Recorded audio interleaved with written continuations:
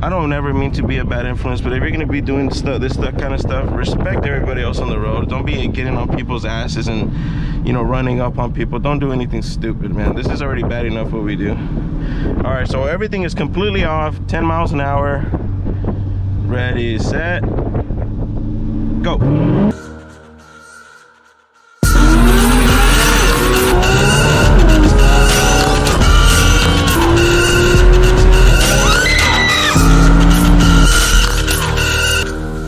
So I've actually had a lot of people tell me that the traction issues I was having on the car is because I have the traction control on.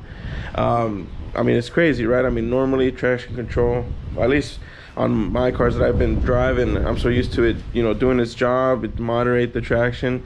But apparently on this car, it's better if you have it off. Now, there's actually 3 different levels of traction control in this car. It's with it on, then you click the button, it turns off.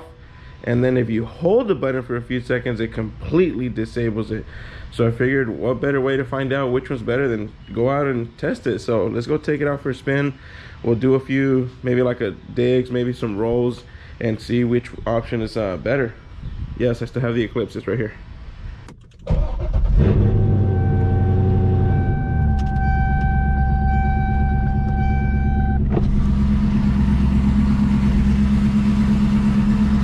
So we're gonna be trying out the traction control fully on. We'll do every run at 10, see how the traction does. All right, that's enough space.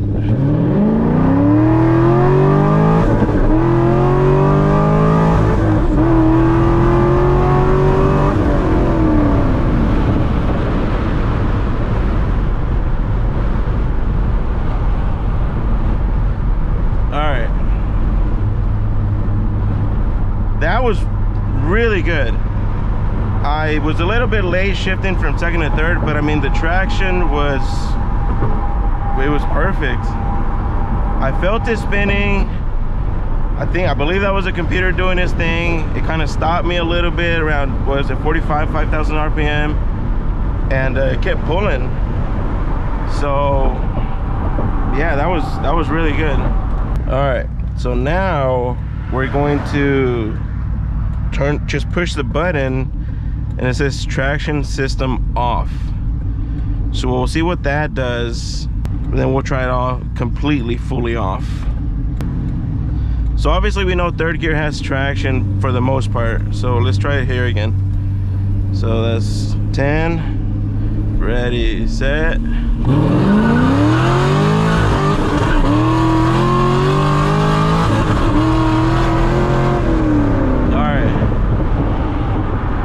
Okay, that felt a lot more violent,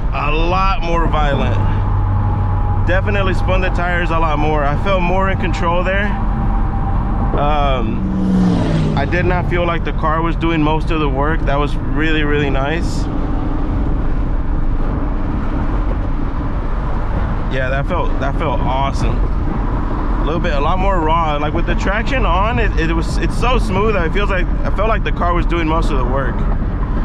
Now let's turn it off completely. So hold the button. And it says traction system and active handling off. So now everything is completely shut down.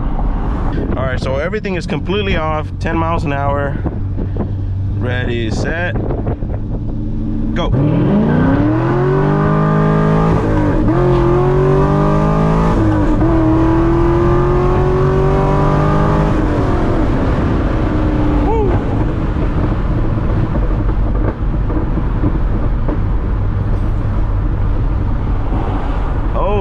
Shit. Yeah, no, I can definitely feel it. I can definitely feel the difference. Damn, for what the car has, it is really, really fast. I mean, shit. Fucking LS, dude. Oh my god. I guess LS and a Corvette, right? But man, that is a fucking amazing combination. All right, so the difference between the system with the traction control off and then it completely off, I felt it a little bit more it spun a lot harder, but I felt like I had to correct the steering a little bit more. Obviously a lot more raw. Definitely felt fully in control on that one. So overall, I would say keeping it on is nice, just to make it a lot more like enjoyable, not too aggressive. Holy shit, that was a cop right there. Bro, what the hell? I know he heard me. That he must have heard me. All right, so what I was trying to say here, I'm gonna turn this thing. So what I was trying to say is that with the system on, fully on, it's still a lot of fun. The car is kind of controlling everything for you. It feels like you can kind of trust it a little bit more. With it, when you hit it once, when you push the button once, the tires spin a lot more. It feels more aggressive. But with it fully off, I felt like I had to it kind of felt like the Supra. Like I have to control steering, I have to control throttle. You're more in control. So I would say this: if you're experienced, with high horsepower cars, things that are, decently fast, you can turn it off completely with, the first button, or completely off. But if you're not, and you're just getting into it, getting experience with cars like this, keep it on. It's still a hell of a lot of fun. The car still performs really, really good, but keep it on just for your safety and doing something dumb. See, like that. We're going 50, getting onto the highway, going sideways.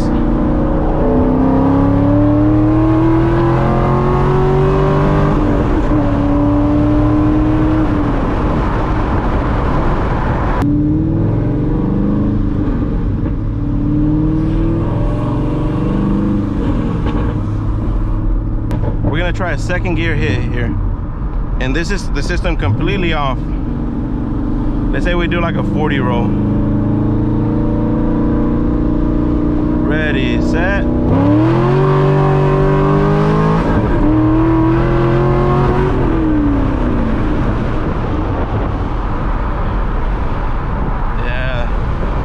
Yeah, you gotta be ready for that, man.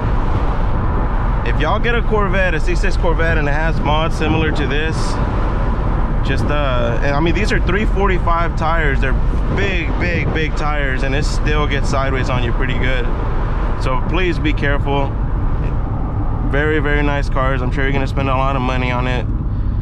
Just, don't do anything stupid. All right, so now that was it. That was with it completely off.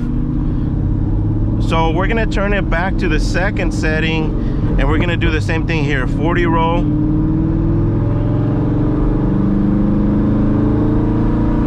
All right, ready, set.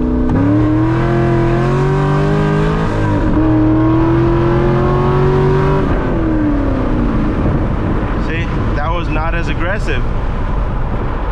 I didn't have to steer that much. The car kind of kept it under control. Still spinning. Yeah, see, still fast, still very, very fast, but the car's handling it for you. Oh, check out this. Woo. All right. So actually, I take that back, man. What we just did there was with the system fully on. So now let's try it with the traction control off, the steering still on.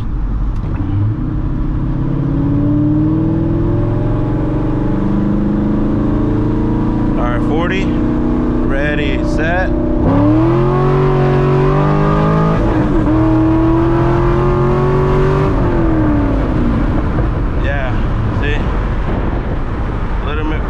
Steering control. All right, I'm gonna turn it back on, and that's where I'm gonna keep it.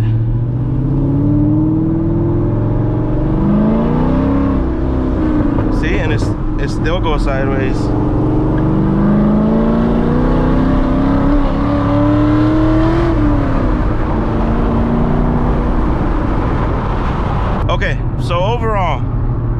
definitely a big difference with it off and then fully disabled. Steering, very obvious that the car's kind of helping you on the steering. Again, if you're an advanced driver, you know, somebody who has good experience with, you know, high horsepower cars, or at least high horsepower real wheel drive cars, turn it off all the way. Have fun. But if you're like me, yes, I have really fast cars, I have a lot of experience with cars like this, but I'm still gonna drive around with it completely on. I have no reason, no point to having it fully disabled unless I'm gonna be out doing something crazy, like, you know, drifting or donuts, or intentionally trying to smoke out the tires. But other than that, I'm gonna keep it on. I'm gonna let the car work for me. I'm gonna handle everything that I need to handle, and that's gonna be it. The car's gonna do its thing for me.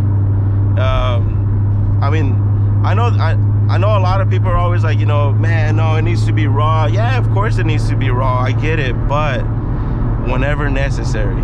I mean, these cars are built like this for a reason. For example, my Supra has a standalone ECU. It's got built-in traction control. I use the traction control. That's the reason I can lay 1,000 horsepower down to the wheels. That's how I can do it, because of traction control. So yeah, that is, oh, there are my keys. Where's my phone? There we go. So that's the difference, you guys. I hope you guys enjoyed it, man. This has been a lot of fun. This car has been a lot of fun. This is like a completely new world for me. You know, I'm learning. It's kind of like starting all over again. I don't know anything about Atlas cars, let alone Corvettes. And every day, man, I'm just learning just how nice this platform is. And now I understand why so many people were in love with this, are still in love with this car and this engine. Man, I wish I would have done this a lot sooner. Okay, so hold on. It's getting warm in here. Gavin told me that the AC was like really cold. So let's see if this is true.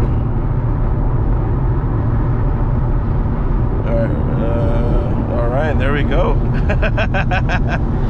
Woo, man, that is nice and chilly. All right, here, hopefully the air is not interrupting the camera.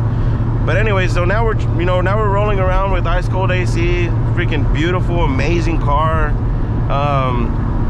But yeah, man, this is such a good car. Again, I was saying I wish I would have little 5.0. There wasn't so much traffic, bro. I would give you the gap sauce. I wish I would have done this platform a lot sooner. I think it would have been a, no, never mind. You know what? Let me take this back. I'm thankful I didn't do this platform so soon, because I know what this car would have turned into. It would have turned into, you know, the whole 1,000 horsepower, big fat ass tires on the back, drag pack with the parachute, everything, you know, and I really don't want to take this car that route. I want to keep it a really fast street car. I want it to be like a sleeper, you know. I want it to be super fast, but I don't want it to be obvious. Like my Mustang and the Supra, those are obviously fast cars just by looking at them. So yeah, we'll see. I mean, I'm saying this right now, but we're gonna see where this goes. Obviously, you know, things happen. Maybe I'll get a drag pack down the road, but no. So yeah, that's already me trying to go that route. No, I'm not gonna do it. Man, this AC is really cold. All right, how do we turn it off? There we go. All right, let's roll the windows back down.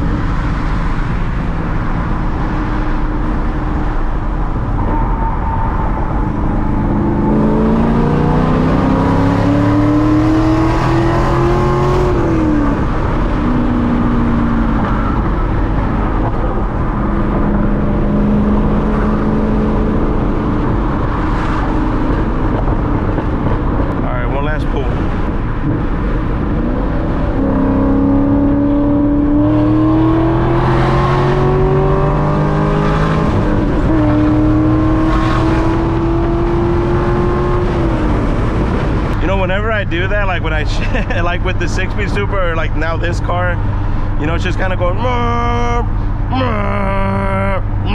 like, it always reminds me have that scene in the Gone in 60 Seconds movie, whenever he's going up on the GT500 up the bridge. I'm gonna insert a clip here. Hopefully I don't get copyrighted.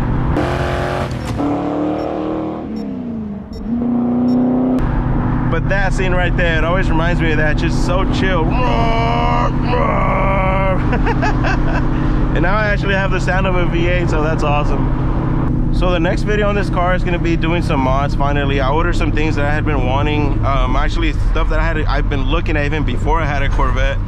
So I went ahead and ordered them. So on the next one, we'll get into the modding finally of this car.